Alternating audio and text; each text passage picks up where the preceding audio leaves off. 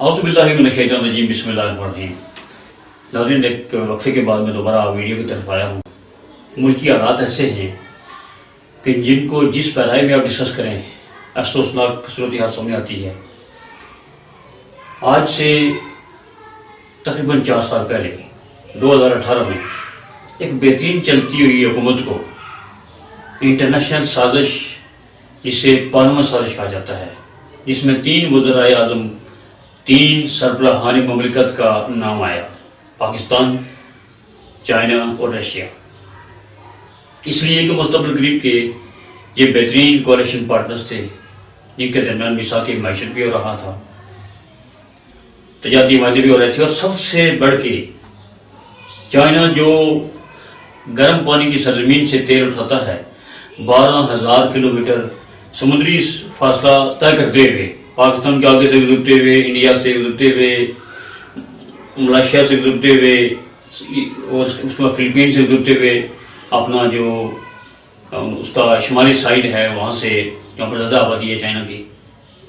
وہاں سے وہ جو ہے وہ تیل لے کے جاتا تھا، اور اس کو 12,000 کلومیٹر اور جگہ جگہ اس کو ٹیکس دینا پڑتا تھا۔ اب چائنا والوں نے یہ سوچا کہ پاکستان کی جو لمبائی ہے تقریباً 3,000 کلومیٹر ہے، اس میں ہم اگر گوادر سے وہ تیل اٹھائیں، اور مختلف جو اشیاء ہیں جو ایکسپورٹ کرتا ہے چائنا اس سرزمین کو، جس میں افریقہ بھی ہے، ایشیا بھی ہے، اور سب سے بڑھ کے مڈل ایسٹ ہے، بہت بڑی آبادی یہاں رہتی ہے، یورپ بھی یہیں سے مستفید ہو سکتا ہے۔ تو اس نے سی پیک بنانے کا ارادہ کیا، اور یہ وہ جگہ تھی گوادر جس کو مشرف دور میں سنگاپور کے حوالے کیا گیا، مگر کوئی کام شام نہیں ہوا۔ دنیا کی واحد سی پورٹ ہے جو اتنی گہری ہے کہ 114 جہاز ایٹ اے ٹائم یہاں پر لینڈ کر سکتے ہیں۔ اس کے سامنے پار دیکھیں آپ تو سعودیہ ہے، یو اے ای ہے، مختلف ممالک، وہاں پر 9 جہاز ٹھہر سکتے ہیں، کیونکہ وہاں جو سمندر کی جو طے ہے وہ بالکل جا کے مل جاتی ہے، وہاں ریت فوراً جو ہے نا آپ کے جہاز کے ساتھ بڑھ جاتی ہے، یعنی وہاں پر زیادہ جہاز نہیں ٹھہر سکتے۔ یعنی ہر لحاظ سے اللہ تعالیٰ نے ہمارے اس گوادر پورٹ کو بہت بڑا ہمیں بزنس کا ہب بنا کے دیا ہوا تھا، لیکن ہم نے کبھی اس کو ڈیٹیکٹ ہی نہیں کیا۔ اس کی وجہ یہ ہے کہ ہمارے ملک میں کبھی بھی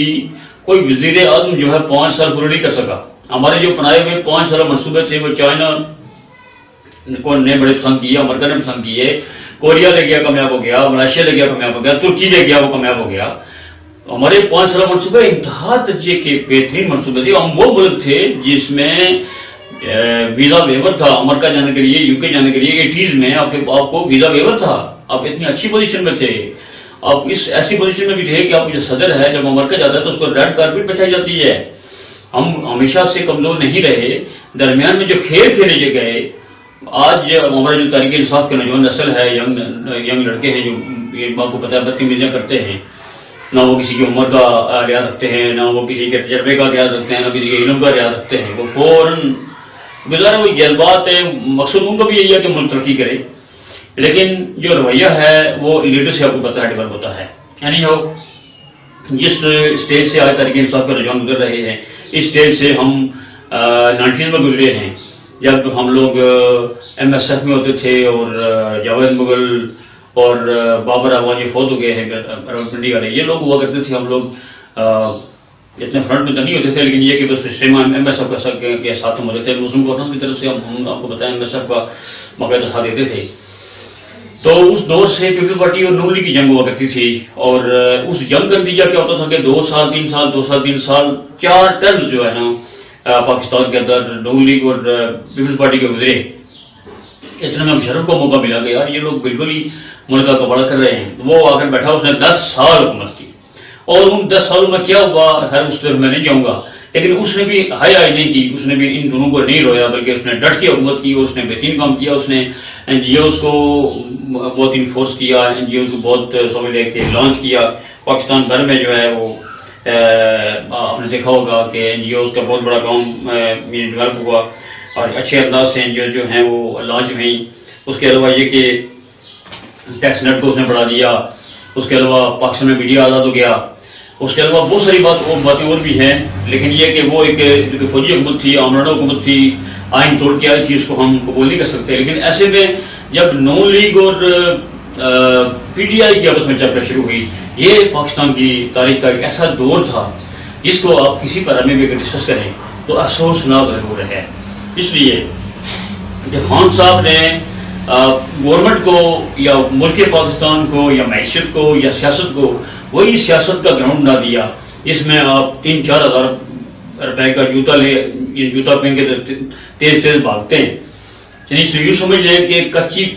جو پچ تھی یا ایک کچا فرش تھا اس کے اوپر ہاکی والے جو شوز جو 15,000 روپے کے ملتے ہیں وہ پہن کے وہ بھاگنا شروع ہو گئے. اور یہاں تک کہ 4 سال میں خان صاحب نے 4 وزیر خزانہ تبدیل کیے. ان کو سمجھ نہیں آ رہی تھی. وہ خود اپنے منہ سے کہہ رہے ہیں کہ پہلے 2 سال میں سمجھ نہیں آیا کہ ہم نے کرنا کیا ہے. تجربے کا یہ عالم تھا. شروع میں تو کہتے تھے کہ ہمارے پاس اسد عمر ہے جو پتہ نہیں کتنا ہی بڑا حکمتائی ہے, اس کو پتہ ہی نہیں تھا کہ ملک چلانے کا طریقہ کار کیا ہے. لیکن اسد عمر نے سچ بول دیا کہ یہ جو ڈالر ہے 165 روپے پہ جائے گا. اس بنیاد پر, سچ بولنے کی بنیاد پر عمران خان نے اس کو تبدیل کر دیا. پھر ایک اور سچ جو ہے اس وقت کے وزیر داخلہ, مجھے صحیح یاد ہے کہ اعجاز شاہ صاحب نے بول دیا کہ میاں صاحب اگر تھوڑی سی غلطی نہ کرتے اور اوور کانفیڈنس کا شکار نہ ہوتے تو چوتھی مرتبہ بھی پرائم منسٹر تھے, کیونکہ ان کے ستارے بھی ان کے ساتھ تھے اور ان کے جو کام تھا وہ اتنا مضبوط تھا کہ ان کے مقابلے میں اس شخص کو نہ اتارا جاتا. یہ میری آف دا ریکارڈ گفتگو ہے, اس کو آؤٹ کر کے مجھے پھنسایا نہ جائے. یہ لفظ انہوں نے بولے تو صحیح, بڑی آپ کو پتا بزرگی ہے, جو انسان بزرگ ہو جاتا ہے لازمی طور پر اپنی قبر کو سامنے رکھ کے کھیل کھیلنے سے بچتا ہے اور وہ ملک کے بارے میں سوچتا ہے. چنانچہ یہ بات جو ہی لیک ہوئی تو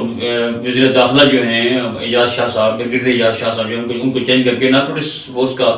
ان کو منسٹر بنا دیا گیا. یہ پوزیشن سے چھن گئی. یعنی میں یہ کہنا چاہتا ہوں, مخاطب ہونا چاہتا ہوں آپ سے کہ خان صاحب آپ کی خاطر چلتی ہوئی حکومت کو جو بہت اچھے طریقے سے ڈیلیور کر رہی تھی, جس نے 2016 میں نواز شریف صاحب نے ساری دنیا کو گواہ بنا کر یہ کہا تھا کہ from today we are going to see of IMF. ایک حکومت جو IMF کو سی آف کرنے کی طرف جا رہی ہے, جس کا ایک اجلاس میں اسد عمر صاحب جو ہیں وہ پرکارڈ پر ہیں, کبھی اگر ان تک ہماری بات پہنچتی ہے تو وہ یہ ضرور اس کا جواب دیں ایمان کی روشنی میں کہ آپ نے یہ کہا تھا کہ اندرون ملک اور بیرون ملک نواز شریف حکومت نے $40 ارب قرضے لیے اور $70 ارب پے کیے. دوسرے لفظوں میں اگر انہوں نے فرض کیا $10 ارب قرضہ لیا ہے تو انہوں نے $15 ارب ادا کیا ہے, $16 ارب ادا کیا ہے اور ملک میں کام بھی کیا. اور کام کون سے کرنے پڑتے ہیں؟ قرضے لے کے انکم جنریشن کا کام کرنے پڑتا ہے تاکہ ان سے انکم جنریٹ ہوتی رہے اور آپ پیسے واپس کر سکیں. آپ کے نزدیک تو صرف ایک چیز ہے وہ کرپشن کرپشن کرپشن کرپشن بھی صرف ایک بندے کی, کرپشن صرف نواز شریف کی ہے, اس لیے کہ اس کو کرپٹ کہنے سے آپ کو سیاسی فائدہ ہوتا ہے. خان صاحب آپ ذرا بات سوچ کر بھی کر لیا کریں. آپ کا جو فالوور ہے اس کو آپ کبھی مشادت کی تعریف کرے وہ آپ کے ساتھ, نواز شریف کی دشمنی کرے آپ کے ساتھ, وہ اگر آپ انڈیا کی تعریف کریں آپ کے ساتھ, آپ انڈیا کو پسندیدہ ملک قرار دیں آپ کے ساتھ, آپ اگر امریکہ کو اچھا کہیں آپ کے ساتھ, آپ اگر اپنے قومی ہیرو ڈاکٹر عبدالقدیر خان کی قبر پر اس لیے نہ جائیں کہ امریکہ ناراض ہوتا ہے, یہ فالوورز آپ کے ساتھ, آپ خط کا ڈرامہ کریں یہ آپ فالوورز آپ کے ساتھ. ایسے فالوورز کسی کو ملتے کم ہیں جو کہ سچ بولتے ہی نہیں ہیں, بس جو آپ کہتے ہیں وہ ٹھیک ہے جی آپ ٹھیک کہتے ہیں, خان صاحب ٹھیک کہتے ہیں, خان صاحب کی بات جو ہے لکھو اور اس کو آگے چلا دو. اب دیکھیں کہ خان صاحب نے یہ بات بھی کی کہ اس ملک میں 12 موسم ہیں. تو کس نے آپ کو بتایا 12 موسم نہیں ہیں, 12 مہینے ہیں پوری دنیا کی طرح جناب. یہ دیکھیں. نمبر 2, پھر آپ نے یہ کہا کہ پاکستان اور انڈیا کا جس طرح سے بارڈر ملتا ہے اسی طریقے سے جرمنی کا اور جاپان کا بارڈر ملتا ہے. اب مجھے بتائیں کہ Japan is the land of rising sun, Asia کا سٹارٹ ہے وہ, اور اسی کے مقابلے میں جو آپ جرمنی ہے وہ ویسٹ یورپ ہے, آپ کا سینٹرل یورپ ہے. ان کا آپس میں بارڈر کب ملتا ہے جناب؟ آپ تو کہتے ہیں میں یورپ کا رہا ہوں, آپ کو اتنا نہیں پتا کہ جرمنی اور جاپان کا بارڈر جو ہے وہ کتنے دور دور ہے. آپ اگر یہ کہیں کہ کوریا اور جاپان آپس میں ملتے ہیں یا چائنا اور کوریا اور جاپان آپس میں ملتے ہیں, چلو کوئی بات سمجھ آتی ہے. تو بات یہ ہے کہ سنی سنائی باتوں کے اوپر اٹھا کے باقی پھینک دیتے ہیں. پھر اس کے بعد آپ نے ایران جا کر یہ کہا کہ unfortunately our land has been utilized against you. یہ بھی کتنا بڑا بلنڈر تھا, کتنا بڑا گناہ تھا. اس وقت میں فیس بک پہ لکھا کرتا تھا کہ ہماری لا انفورسمنٹ فورسز کو اور خاص کر اسٹیبلشمنٹ کو یہ باتیں سوچنی چاہیے. آج اس بندے کو لگام دے دیں آپ, یہ بہت بڑی بڑی باتیں کرے گا. جب ایک بندہ چھوٹی غلطی کرتا ہے تو ایس پی صاحب ہوتے تھے وہ کہنے لگے کہ جب کوئی چور چھوٹی بات کرتا ہے, چھوٹی چوری کرتا ہے, اس کو فوراً پکڑ لے اس سے پہلے کہ وہ بہت بڑا چور بنے. تو بات یہ ہے کہ جب آپ ایک چھوٹی سی گفتگو کرتے ہیں اور آپ کو ٹوکا نہیں جاتا, اس عمر میں جب 70-75 سال سے بڑی عمر کے آپ ہو جاتے ہیں, پھر بھی آپ اگر گزاری گفتگو کرتے ہیں تو میرے گھر میں آپ کی عادت بن چکی ہے اور آپ ٹھیک نہیں ہو سکتے. تو یہ سچویشن میں آپ سے ڈسکس کر رہا تھا کہ آپ کے خواب کی خاطر نواز شریف صاحب کو اتارا گیا, بحرین حکومت کو آپ کی خاطر ان کو نائب کیا گیا, آپ کی خاطر ان کو ملک بدر کیا گیا, آپ کی خاطر ان کو جیل میں ڈالا گیا, ان کو بیٹی کے ساتھ جیل میں ڈالا گیا, ان کے بیٹوں کے ان کے پورے خاندان کو دوبارہ سے مشرف کے طریقے سے 1985 کے جو کیسز ہیں ان کے اوپر ڈالا گیا. میں یہ سوال کرتا ہوں کہ پاناما کون سی حدیث ہے, کون سا اتنا پاک بات ہے کہ اس میں سے آپ نے صرف متعلقہ بندے کو نکالا. اس وقت بھی میرے دوست یہ چیز کروایا, میں لکھا کرتا تھا کہ only Mian Muhammad Nawaz Sharif is being targeted because of this Panama. بھی ایک سازش ہے اور یہ لوگ یہ چاہتے ہیں کہ جب کسی شخص نے بش سے پوچھا کہ what do you think about Mian Muhammad Nawaz Sharif, تو he said openly said he may be good for Pakistan but not for us. تو جو بندہ پوری دنیا میں اس چیز سے ویل ناؤن ہے کہ یہ بندہ اپنے ملک کے لیے تو اچھا ہے مگر ہمارے لیے اچھا نہیں ہے, جس نے امریکہ سے ٹکر لے کے چائنا کے ساتھ اتنا بڑا تعلق بڑھایا کہ چائنا آپ کو $5 ارب کا گوادر ایئرپورٹ گفٹ کر رہا ہے, آپ کو $61 ارب کے جو انویسٹمنٹ کر کے دے رہا ہے, اور اس کی سارے جو ٹھیکے ہیں وہ کس کے پاس ہیں. اب میں وہ شاید نام نہ لے سکوں, دیکھیں وہ WO کے پاس ہیں, فوجیوں کے پاس ہیں, ہمارے فوجی بھائیوں کے پاس ٹھیکے ہیں سارے. دنیا میں کسی جگہ یہ نہیں ہو رہا. یہ گفٹ بھی آپ کو دیا گیا, اور اس کے بعد یہ کہ اسی نواز شریف کے دور میں آپ کے جو سالانہ اخراجات ہیں جناب $8 ارب سے, یعنی اس وقت $100 کا ڈالر تھا, 8 ارب سے بڑھا کے 11 ارب پے کر دیے گئے. اس نواز شریف نے کیا نہیں کیا آپ کے لیے یار, یعنی جو بھی ہے. اب اتنے کام کیے گئے عمران خان کو اٹھانے کے لیے اس سگم سار جج نے اور وہ جسٹس کھوسا نے, ایک پوری پلاننگ کے تحت ان لوگوں نے کام کیا. اگر پلاننگ نہیں تھی تو جسٹس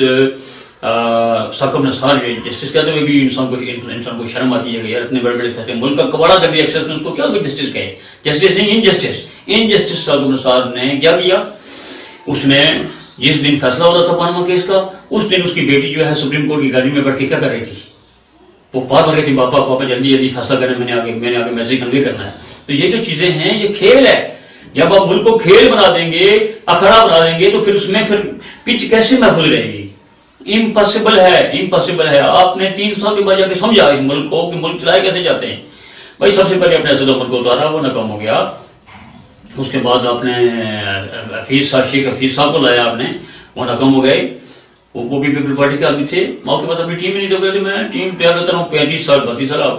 سال کی کوئی محنت نہیں تھی. آپ کی محنت جو ہے 2011 سے شروع ہوئی, جب آپ کو لاہور کا جلسہ کر کے دیا گیا اور آپ کو یہ سمجھایا گیا کہ first of all you will have to focus on Mian Muhammad Nawaz Sharif, because once you are winning from Punjab you will be in the government, otherwise you will be fail. تو اس دن سے آپ کے ذہن میں ایک بات بیٹھ گئی کہ جب تک میں نے نواز شریف کو برا نہیں کہا, جب تک اس کو میں نے ٹارگیٹ نہیں کیا, جب تک اس کو میں نے کرپٹ ثابت نہیں کیا, جب تک اس کو میں نے میدان نہیں کیا, اس وقت تک میری پنجاب میں جگہ نہیں بن سکتی. یعنی وہ آپ کی جگہ بنی, نجمہ رسول کو ساتھ دیا.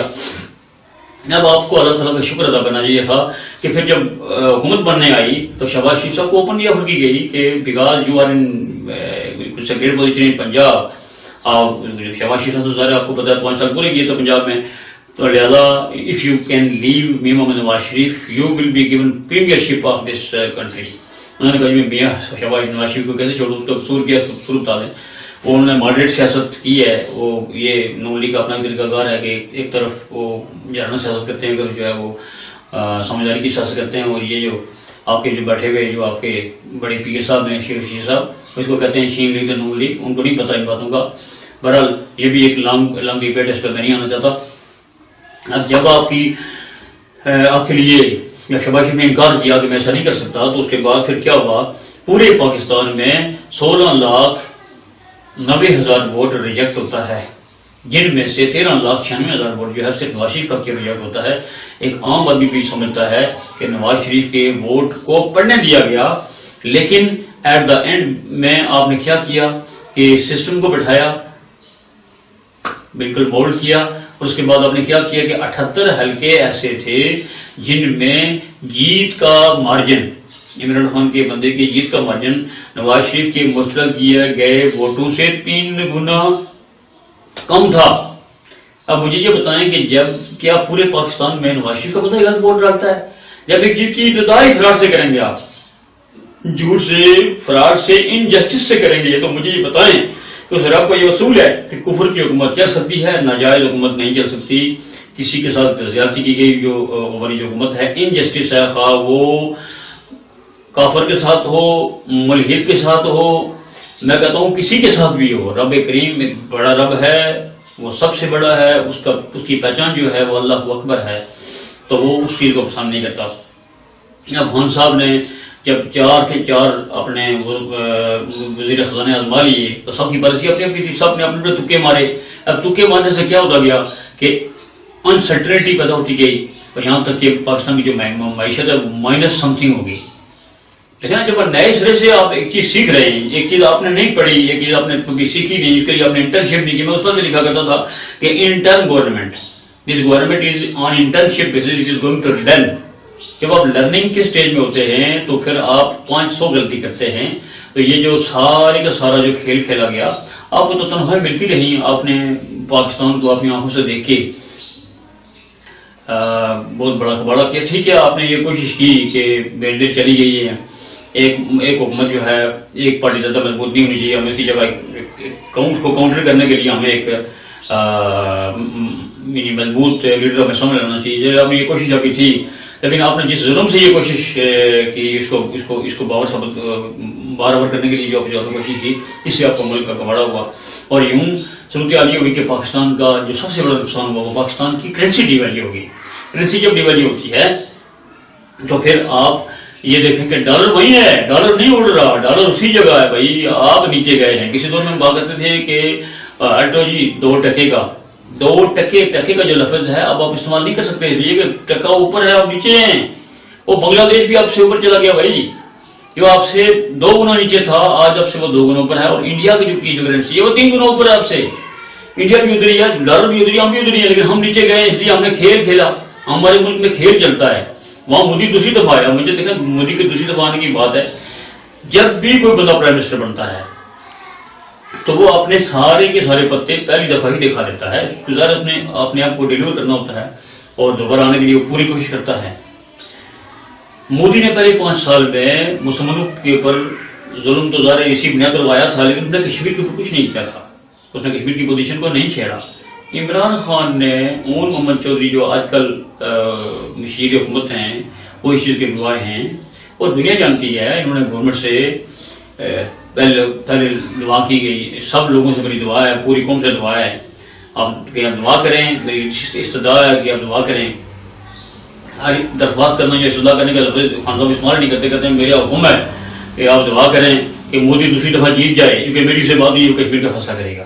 اسی دوران انہوں نے کشمیر پی ٹی آئی کا لانچ کیا، جس میں انہوں نے بہت سپر بڑی لیڈ آپ کو دیکھا ہوگا کہ جموں کشمیر اخبار کی لگی تھی، جو انہوں نے at the launching ceremony of P T I انہوں نے بیان دیا تھا کہ کشمیری پاگل ہے کہ اس کشمیر کو 3 حصوں میں تقسیم کریں اور جان چھڑائیں۔ یار یہ آپ کی خواہش ہو سکتی ہے، کشمیری ایسا نہیں کر سکتے۔ تو بات یہ ہے کہ 4 زبان ہونا جو ہے یہ بھی اچھی چیز ہوتی ہے، لیکن اتنا بھی نہیں ہونا چاہیے بندے کو کہ مجھ جیسے جو گناہگار ہیں وہ آپ کو سمجھ جائیں کہ آپ اصل میں بندے ہیں کیا۔ تو بات یہ ہے کہ کشمیر کو ڈبونے والے، کشمیر کو بیچنے والے، کشمیر کو تقسیم کرنے کا آئیڈیا دینے والے خان صاحب ہیں، جس نے مودی کو آئیڈیا دیا اور اس نے آگے فوراً قبضہ کیا اس کے اوپر جا کر، اور اس لیے آپ ہاتھ میں جو ہے وہ فتح سیشن میں آپ کو دیا جھنڈا آزاد کشمیر کا، تو آپ نے ہاتھ میں نہیں لیا، اندر سے اتنا بخل ہے آپ کے اندر۔ میں اس تفصیل میں نہیں جانا چاہتا ہوں، میں صرف معیشت کے اوپر بات کرنا چاہتا ہوں کہ جب آپ کی کرنسی ڈیویلیو ہو جاتی ہے تو آپ پھر ڈالر نہیں دنیا کی ہر کرنسی کے مقابلے میں نیچے آ جاتے ہیں۔ آج آپ دیکھیں کہ نواز شریف صاحب کے دور میں جو کرنسی 27 روپے کی تھی یا 22 روپے یا 30 روپے کی تھی، چلو آج 30 کر دیتے ہیں آپ، وہ آج 50 روپے کی ہے۔ اب مجھے یہ دیکھ لیں کہ اس دوران کچھ نہ کچھ ہوا ہے نا، اگر چلیں جی مہنگائی سب کچھ ہو گئی، سب کچھ ہو گیا، every thing has been done, لیکن آپ کی جو کرنسی ہے وہ ڈاؤن تو نہیں ہونی چاہیے۔ دنیا کی ہر ملک کی کرنسی اسی جگہ پڑی ہوئی ہے، مہنگائی ضرور ہوئی ہے لیکن کرنسی ڈاؤن نہیں ہوئی۔ کرنسی ڈاؤن اس لیے ہوئی کہ آپ کو پتہ ہی نہیں تھا کہ کرنا کیا ہے، معاشی قدروں کا پتہ ہی نہیں تھا آپ کو، آپ نے ساری زندگی زکات لی، اس کو آدھا انویسٹ کیا، آدھا لگایا، آدھا آپ نے بہن کو دے دیا ہے کہ ایک بہن کے پاس 55,000 روپیہ جیسے جب کبھی شادی نہیں کی، دوسری بہن کے پاس جو ہے وہ 77,000 روپیہ آپ نے دیا ہوگا اس کو، اور باہر ایسا سے ملائے ہوئے پیسے آپ کے دیے ہوئے، آپ کے والد صاحب کے پاس میں کوئی تھا ہی نہیں، آپ نے سارے پیسے لوگوں سے چندہ کر کے مجھ سے، باقی دوستوں سے کوئی دو تھا، ہم آپ کی سپورٹ کیا کرتے تھے، ہم آپ کو آجا بھی لے گئے تھے ایک کرکٹ ٹورنامنٹ کے اپنی خصوصی کے طور پر، مگر وہاں جا کر آپ نے جو ہے 2 روپے بھی نہیں دیے تھے ہمارے نوجوان لوگوں آپ کے پاس 2 روپے اس وقت بھی تھے، نہیں آؤ اس کو ہم ذکر نہیں کرتے۔ تو بات یہ ہے کہ اب ذرا انتظار کریں، یہ کلی جب تلک پھول بن کے کھلے، انتظار کرو، کوئی منظور نظر ہی آ رہا ہوگا، تب ہی یہ فیصلہ ہوا کہ کھیل دوبارہ ہوگا۔